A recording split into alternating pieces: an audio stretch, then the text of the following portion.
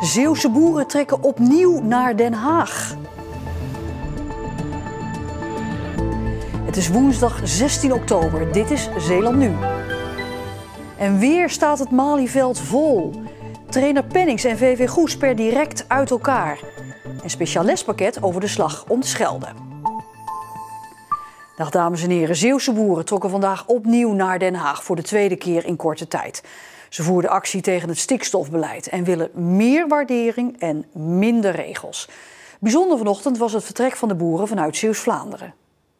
Om 4 uur vanmorgen verzamelen de boeren zich bij het busstation in Terneuzen. 4 trekkers en een paar auto's staan klaar om de tocht naar Den Haag te maken.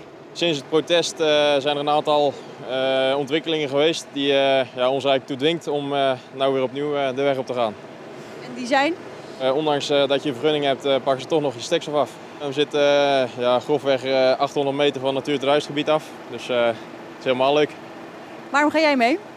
Ja, omdat ik later ook nog op een boerderij wil gaan werken. Liefst thuis. En met alle regels die erbij komen is dat niet meer mogelijk in Nederland. En daarom gaan jullie samen als broers naar Den Haag? Ja, zeker. Gebroederlijk op de trekker? Ja, precies. Er was gerekend op 15 trekkers, dus de opkomst viel wat tegen. Opvallend bij de mensen die er wel zijn de niet-boeren die meegaan. Ik ben het eens met hun protest. En ik vind het een belachelijk beleid wat de Nederlandse regering voert. Ik vind wel dat we als volk achter de boeren moeten staan. En daar moet je dus ook iets voor doen. En dan is het tijd om te vertrekken, de Westerschelde-tunnel in. Op weg naar een nieuwe dag demonstreren.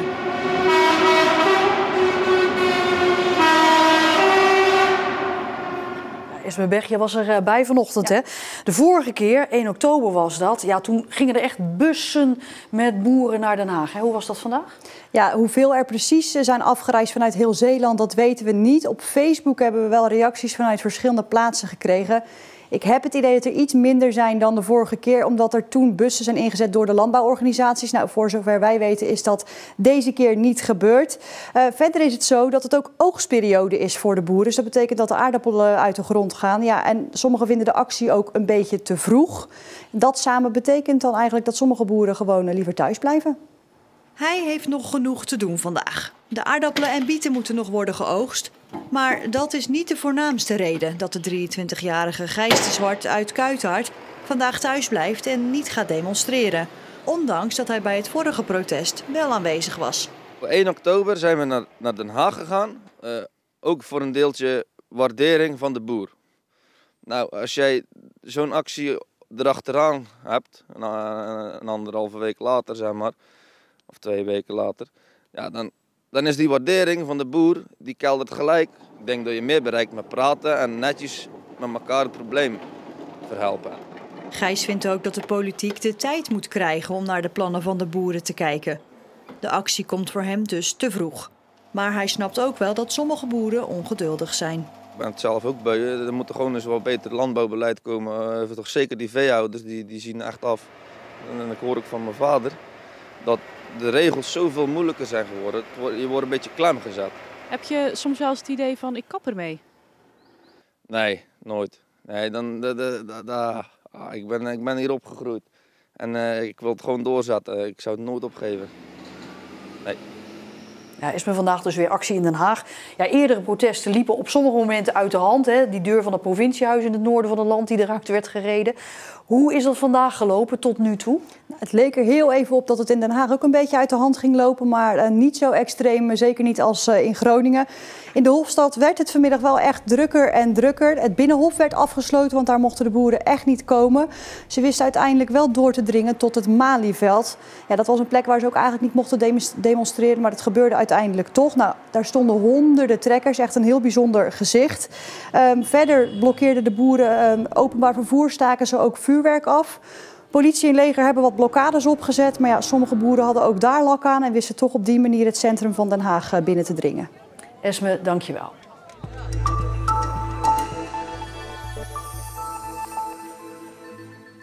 Voetbalclub Goes zit amper 2 maanden na de competitiestart alweer zonder trainer. Ruud Pennings is per direct vertrokken bij de 3e divisieclub.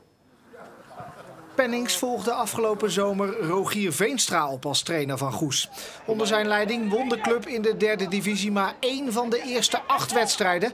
En ook de klik met de spelersgroep ontbrak.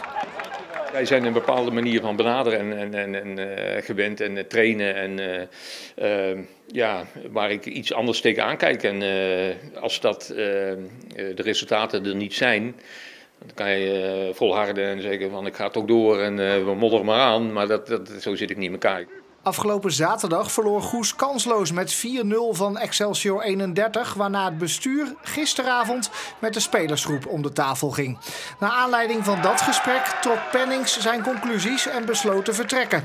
Ook door de club wordt het vertrek van de trainer als onvermijdelijk gezien. Ik vind wel dat er zowel vanuit het bestuur als vanuit de trainer, spelersgroep perspectief moet zijn op herstel. En op het moment dat dat er niet is, ja, dan kom je inderdaad wel in een fase dat er iets moet gaan breken of dat het in ieder geval niet verder kan. Dus dat klopt.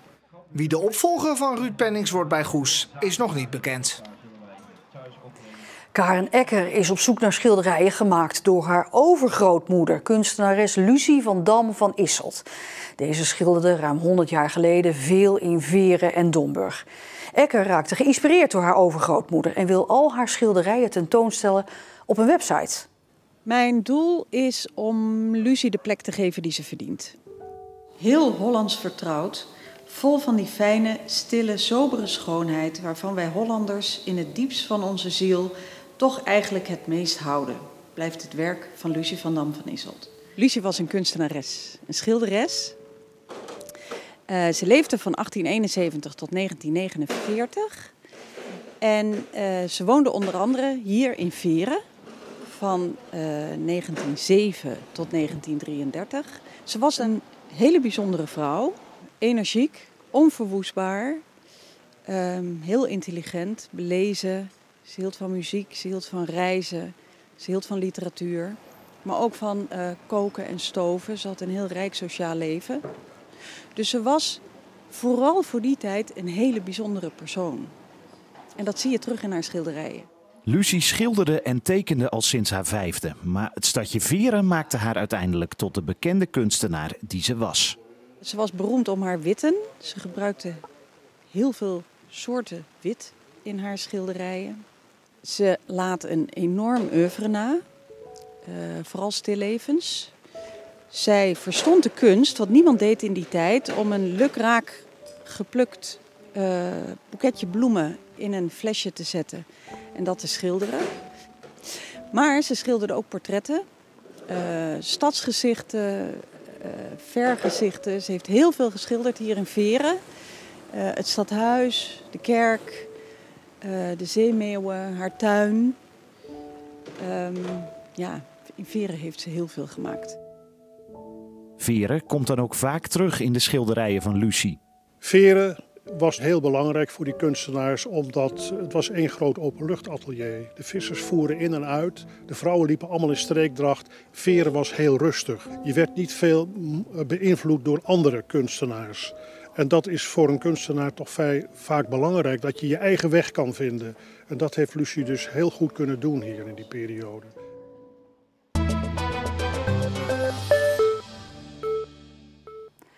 Met een grote herdenking en een speelfilm is er eindelijk de aandacht voor de slag om de Schelde die de slag verdient. Maar de Stichting Frans Narebout in Vlissingen wil dat de jongere generaties deze zogenoemde vergeten slag in herinnering houden. Er zorgt er voor een speciaal lespakket. Op 31 augustus kreeg de slag om de Schelde na 75 jaar de erkenning die het volgens velen verdiende. De vergeten slag werd uitvoerig belicht en in een afgeladen terneuzen werd de aftrap gegeven voor de viering van 3/4 eeuw bevrijding. Met een scala aan documentaires en een speelfilm over de slag heeft de veelbewogen Zeeuwse periode van september tot november 1944 een waardige plek gekregen. Goed, hey dames en heren, wij zijn gisteren al bezig geweest met de Tweede Wereldoorlog. Toen hebben we heel Maar hoe houden we deze periode ook levend in de hoofden van onze jeugd? Die vraag beantwoordde de Stichting Frans Narebout met het ontwikkelen van een speciaal lespakket. Daar hebben we gebruik van gemaakt van het archief hier in Vlissingen en van het museum. En van allerlei mensen die hier verstand van hebben. En Marije Berendsen heeft daar een prachtig lespakket van gemaakt. Wat smal gebruikt kan worden. Een paar dingetjes eruit. Je kunt er ook het hele jaar door mee bezig zijn. Er zijn hele mooie beeldfragmenten die gewoon echt heel goed bewaard zijn gebleven. Die mensen gebundeld hebben. Het spreekt heel erg aan. Toen zagen we de eerste wagen al met dode mensen erop. Dat hebben we ook nog gezien. Die ze al uit de puin hadden gehaald en die weggevoerd werden. Wat vond jij van de verhalen die mensen vertelden? Ja, indrukwekkend, want het is toch heel erg dat ze dat hebben meegemaakt. Maar ook juist door opdrachten te verzinnen waarbij zij zich dus zouden moeten verplaatsen, gaat het meer leven. Dus we hebben de morsenopdracht, we hebben het maken van een pamflet, we hebben de dagboekopdracht en wat was ik nog? Een tijdlijn maken. Zij zijn daar gewoon heel erg mee bezig. Het maakt indruk, ze zijn er met elkaar over in gesprek gegaan. Het speelt. En mensen kunnen het bijna gewoon niet voorstellen. Vooral voor, ik denk wel dat familie van de Joden, van mensen die Jood zijn, helemaal niet over praten. Want dat vonden ze zo erg, die concentratiekampen. Is er over praten wel goed? Ja, maar het was wel heel erg, vooral speciaal voor de mensen die Jood waren. Wanneer is voor jullie als stichting de toepassing van dit lespakket geslaagd? Als alle basisscholen op Walcheren hier gebruik van maken. En zoals het nu naar uitziet, gaan ze het ook gebruiken. Het gaat inmiddels niet alleen meer om Walcherse scholen, want ook scholen in de rest van Zeeland en in Brabant en Zuid-Holland hebben al aangegeven via dit lespakket meer te willen leren over de tot nu toe vaak vergeten slag om de Schelde. Een herfstachtige dag vandaag. 15 graden werd het en dat is normaal voor de tijd van het jaar. Maar de regen en de nattigheid van vandaag die zullen we ook vanavond nog wel zien. Morgen klaart het dan in de loop van de dag op. Maar de dagen erna dan is het toch weer wisselvalliger. En waar vind je ze nog? Vrouwen die in de Zeeuwse dracht rondlopen. Waar in Zeeland lopen vrouwen nog met oorijzers, Zeeuwse kappen, beuken of bloedkoralen kettingen? Omroep Zeeland zoekt de laatste dragers van de Zeeuwse streekdracht. En dan bedoelen we mensen die de dracht dan ook echt bijna dagelijks nog dragen. Op welke plekken in Zeeland komt u deze mensen nog tegen? Help ons en ga naar onze website. Zet daar een prikkertje op de kaart van Zeeland en vul de vragen in. En zometeen in Zeeland veilig de gevaren van alle elektronica die wij gebruiken. Ik heb hier een koffer vol ellende. Oeh, ja. Dit hebben we meegenomen op plaatsen waar mensen die brand hebben gehad. Nou, gevalletje oververhitting.